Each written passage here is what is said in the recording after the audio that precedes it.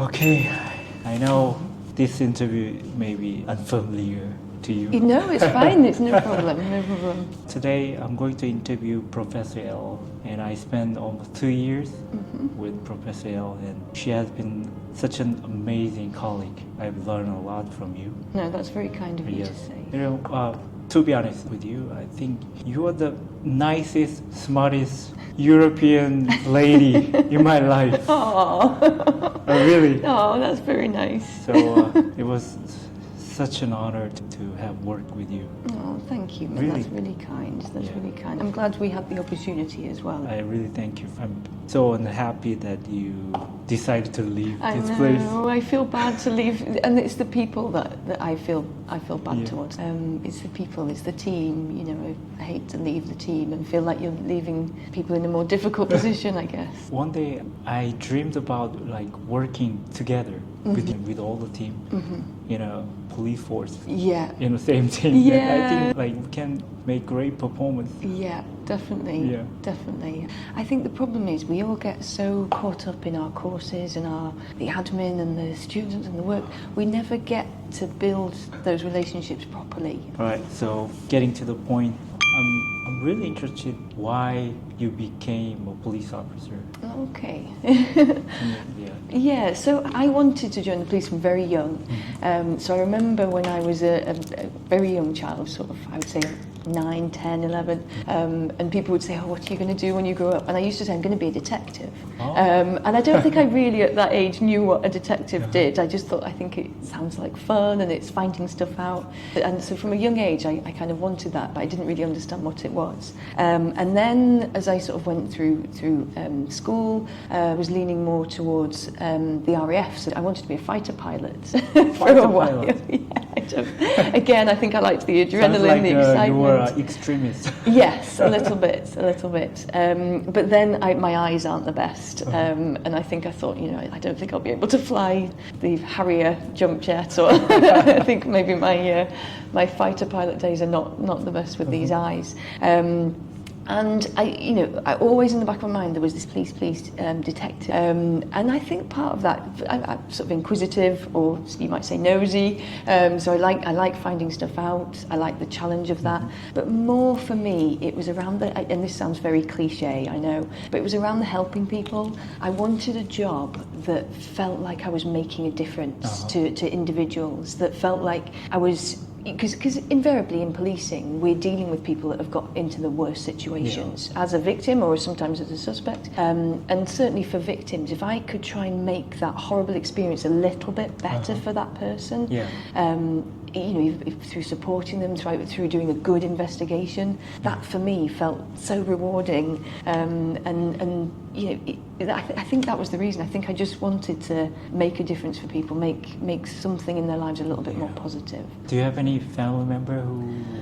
No, I didn't know. No. So even through sort of grandparents, uncles, no family members. So there was no one that I kind of looked towards to say I want to be like them. So I had no family in the police. So I don't know what was the initial driver, but there was something about the police. Sort of seeing them and their kind of authority and the way they were everywhere in some ways, weren't they? They're on the roads. They used to come into schools. So there was something about that. I thought, I think I want some of that. I think I could do that. For high school student, like becoming a police officer, is it a kind of a desirable job? I think it used to be, perhaps more so 20 years ago than perhaps now. And that's, sadly, you know, and I'm talking more specifically around UK policing here, our brand of UK policing, I think it still is to some degree, but it used to be a lot more positive than it was. And in the recent years, we've had a lot of trouble in policing and morale is very, very low. So I think it's made it a less desirable job. And I think a lot of that is to do with media and press and the scrutiny that the police are under.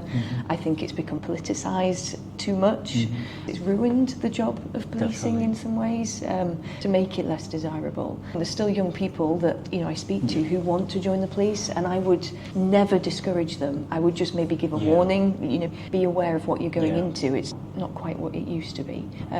But I think there is still that want for people to go in, and probably for the same reasons we sort of joined in that, helping people, and I think the police officers are quite a stable career as well. As long as you put the work in and you can deal with the work, it offers some good stability.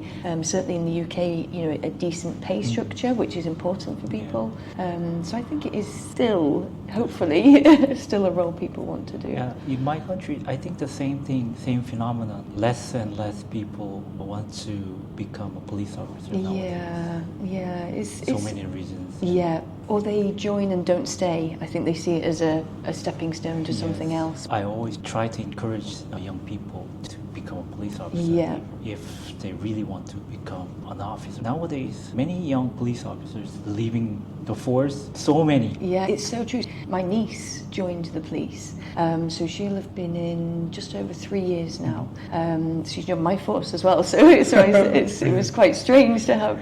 And she's already tired and fed up, and she's only like 3.5 years in, and I'm worried that she's not going to stay. And I think you're right. I think there's a lot of people feeling that pressure, I think that's not just because the young people are MZ generations. Yes. I think there are something more than that. Yeah, So, I would agree. Yeah, I mean, the reason why I'm making this video is to share some information with the young police officers. Yeah. I know your specialty, but I want you to tell me or explain more about what your specialty was. Yeah, so when I sort of progressed through my policing career, I originally went into this, what would be CID. Loved it. I loved being a detective. It was all my childhood dreams came to fruition, albeit with some hard work and some paperwork and all the admin and everything that goes with it and the bureaucracy. But being a detective, for me, I just enjoyed it so much because I enjoy the digging around, the finding the evidence. That for me is it was so important for policing. And I enjoyed when with the more serious cases dealing with people. I very much enjoy the sort of interactions with people. So speaking to witnesses, speaking to victims, even.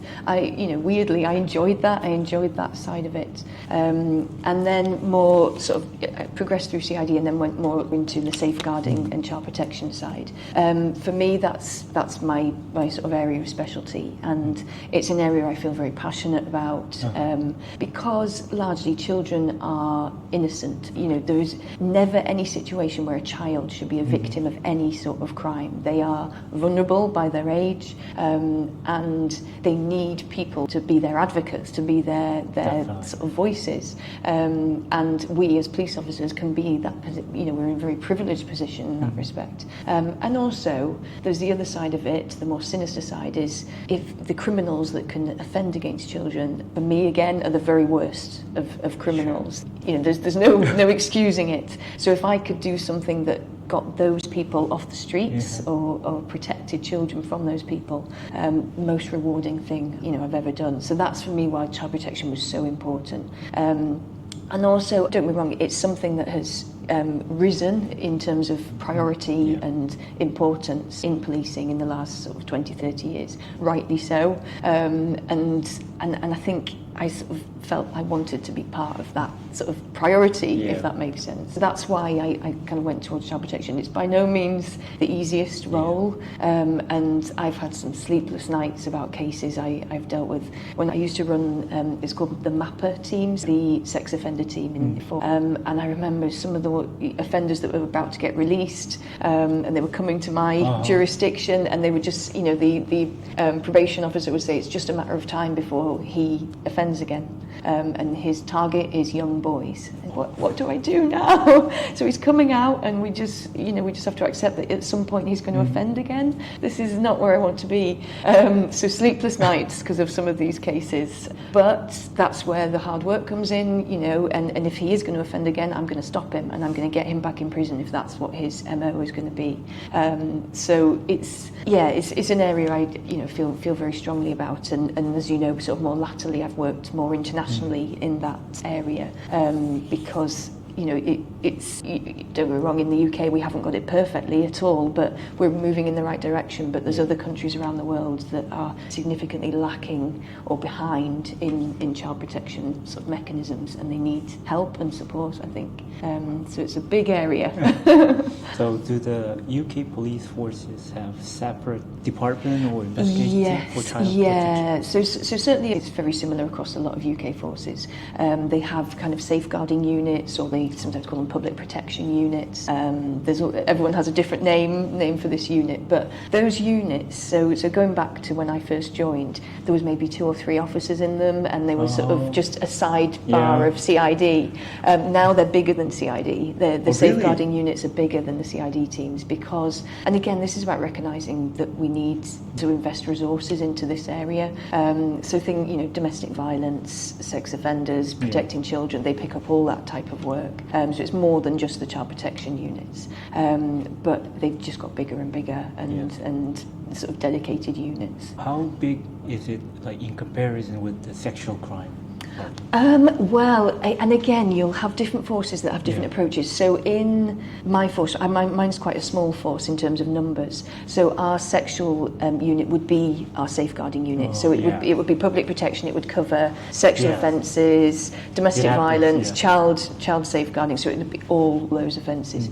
Other bigger forces will have a separate sexual offences unit. I imagine they'll probably be similar sized to the specific child safeguarding units. Thank you for the answer. No, you have to tell me if I don't answer the question, because sometimes I go off on a tangent. You did it perfectly. You did it perfect. And how satisfactory has your police job been to you? Really, really satisfactory. And I'm saying that, away from that policing job, which probably doesn't quite fit. I think more latterly, the reason I moved around was because of doing this slightly different work. But in terms of actually being in the police force and doing those roles, very, very satisfactory. Don't get me wrong, there's frustrations, which you have in any job and any organisation, and I think there's more in policing perhaps than some other organisations. But when you actually, when you break it down to those individual investigations, or maybe a piece of policy you've brought in, or something you've done within force, when you see some of those changes happen, which can be slow, but when you do see it happen, it's really, really rewarding, because you know it's going towards the greater good of what the police are trying to achieve. I think back to when I was a constable, so on the ground, and some of the cases I dealt with, it's so satisfactory. When you get a good result, and it's because of everything coming together in the right way, it's great, but it's not always perfect. I can think of some cases where things have gone wrong, where the jury have inexplicably found someone not guilty despite the reams of evidence. You'll have had cases similar, and I remember there's one case that stays with me forever, which was a sexual offences case where we had the best evidence. We had a witness to a sexual offence. You never have a witness.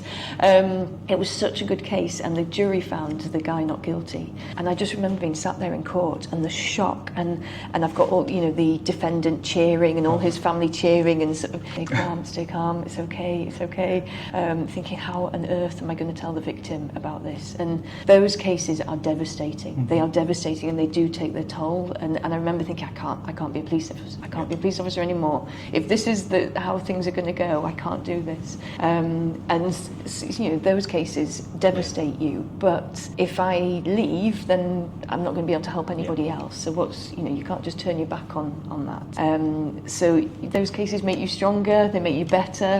But the cases that go well are very satisfactory. The thing about policing is you learn so much every single day, but you learn so many different roles. You learn to be a counsellor, you learn to be a doctor almost, or a nurse rather. You learn your communication skills are off the charts because you have to because you're dealing with such diversity and such different things every day, and that's satisfactory in itself. And I think that's why police officers, we think we're only good at one thing. We're only good at being police officers, but God, the skills you pick up and learn, I think it makes us really valuable for future employers as well, because you do learn so much. Sounds like you enjoy learning new things. Yeah, definitely, and I'm not so much classroom based learning, so I'm not one that wants to go back to studying again. You do. coming to the UAE and learning about a new culture, that for me is better learning than being sat in a classroom. So yeah, I do. All the time I want to sort of gather information all the time. Can you tell me something bad or disadvantage of like becoming a police officer? Yeah. Bad experience? Yeah, I think the politicization of the police and the way the media portray the police and so mobile phones now. I think about when I was dealing with a fight in town 20 years ago. It was me, my colleagues, and maybe one CCTV camera from a distance. Now it's like everybody has their phone out. And don't be wrong, it wouldn't bother me as such because I know that I'm still doing the right job whether there's a phone there or not. But it's that constant scrutiny and its perception and, if that camera's at the wrong angle and I look like I'm doing something wrong and everybody's own view on what is on the phone and context and all those things which don't come on a video quite often. And I think that's a real challenge for young officers now. Everything is being scrutinised to the nth degree, and I think that's sad in some ways because people are scared of doing their job and then they're scared of doing it properly and they're scared of saying the wrong thing, and it's hampering policing. I just don't think we're going to get the best out of people if they're constantly worried, am I being watched, am I being recorded? I think this worry, and there's a big thing in the UK around firearms officers at the moment, around if they shoot their gun, they're off, they're off because they have to be investigated, which I understand the investigation is right, but that investigation could take years. And it's almost like they're being investigated for doing something wrong, despite having years of training to do this thing. It has to be investigated, but there's too much. It's gone too bureaucratic, too politicised. And I think certainly in the UK, we've almost gone too transparent. When something goes wrong and the press are on it, we don't defend ourselves anymore. We're seeing the odd case now where senior officers are standing up and saying, no, my officer did the right thing. But it's quite rare when they're sort of throwing these officers out to the wolves and letting them get, torn apart by the press before knowing actually what did happen. What I think that's a challenge for young officers is they're entering a very different world to what certainly I was 20 years ago. It's challenging and it's hard, but ultimately the job has stayed the same. We're still investigating crime, we're still trying to help people. The world and the developments have made it much, much harder for officers to do. It seems like officers do not care about the field. I know, and I don't know what that is. Is it because they're looking for the next rank, or they're too afraid of their own scrutiny? So if they say something, then they're going to get ripped apart. And that's really sad because that's a good leader should stick by his staff, stick by his or her team. But we just see this sort of I can't believe they've done that kind of thing. Yeah, I think we need some stronger leadership in some ways. It's not every single executive officer is wrong. There's some excellent ones, but I think there's also some very weak. Same thing happening. So is it? Yeah, it doesn't surprise me. You have said a lot about the good things about being a police in the UK. So, and also you mentioned something bad about the police. At this moment, are you willing to go back? It's a good question, and considering all those things, And it's a question that people ask me a lot, to be honest, because at the moment I'm on a career break. I've taken 3 years, and I can have up to 5 years, so I've got 2 years to make a decision. I haven't resigned from policing, which I think is a sign in itself that I've still got this little tie back there. It's a little bit of me that's not quite ready to end it. But the other part of me is it what I want to go back to? And half of that is I've tasted another world. I've done a different role. And certainly in the child protection area, there's other work that I think I could make more of a difference in rather than in policing. So for that reason, I'm leaning towards probably not going back. And there's a bit of me, because I look at the issues that policing is having, and we've kind of talked about it, the challenges. And I think the police need good people. They need good executive leadership. And I think, maybe I could be one of those people. And then the other part of me is, who do you think you are if there's one person you think you can fix policing? Like, that's real arrogance. Yeah. But so it's that 50-50, but they need good people, but you're not enough. It needs more good people. But if I don't go back, nobody will go back. So that constant sort of split in me that, you know, I still love policing. I still love everything they stand for, and I still feel like policing is in me. But is me going back enough to fix it? I don't know. And also, I feel so sort of drawn towards the child protection world that, you know, going back to policing, I might make a teeny bit of difference. Going into child protection, and maybe it's slightly bigger, so it's weighing that up as well. And what will I get more reward from? Yeah, I'm still very torn, but leaning towards the probably won't go back side. But it's difficult, and like I say, I haven't quite cut that tie yet. I guess your last rank was senior inspector? Yeah, chief inspector. Chief Yeah. So, and not to sound sort of, again, using the arrogance word, I think if I'd stayed in policing, I would be more senior now. Because I'm ambitious, and, you know, once you've started that climbing journey, it takes you up. But the chief inspector rank was a difficult one, because you're not quite high enough to make significant decisions, but you're high up enough, all the issues come to you. So it was quite a difficult rank. So I think I probably would have progressed to the next one as quickly as I could, really. So if you become a superintendent, you run a police station, right? Yeah, it depends which field you were in. I was more CID side. I would probably run a department. Or an investigation sort of department. So in my force, a superintendent would be sort of head of crime, for example, or head of safeguarding. So I ideally would have got the head of safeguarding superintendent role. So therefore, you're then looking after all safeguarding assets across the force. So it's quite a responsibility, but I probably would have enjoyed that role. We all know that. If you want to get promoted, if you want to go higher and higher, you have to play a Game of Thrones. Oh, awful. It's awful. How awful is it? I remember, so after I had Ella, so I'd been off on maternity and went back to work. So I was a chief inspector. I'd been away from the force for a little bit because I've been working with the NCA. And I went back, and we have what they call these kit calls on a morning, which is a keep in touch call. So it's all the senior leadership have a sort of 10 to 15 minute call. What's going on? Where do we need resources? Blah, blah, blah. What are the serious crimes happening in the force today? So it's a bit of a morning call, and each department sends their senior officer to dial in. And I remember dialing in into this meeting, and there was about to be a superintendent process about 2 or 3 months later. And there was a lot of chief inspectors on the call. And honestly, it was like they were on an interview or something, because they're all showing off in front of the senior officers, and they're all saying such unnecessary things on this call, like it was an interview question or something. So, the assistant chief constable would say, this serious assault that's happening in Scarborough, is everything okay with it?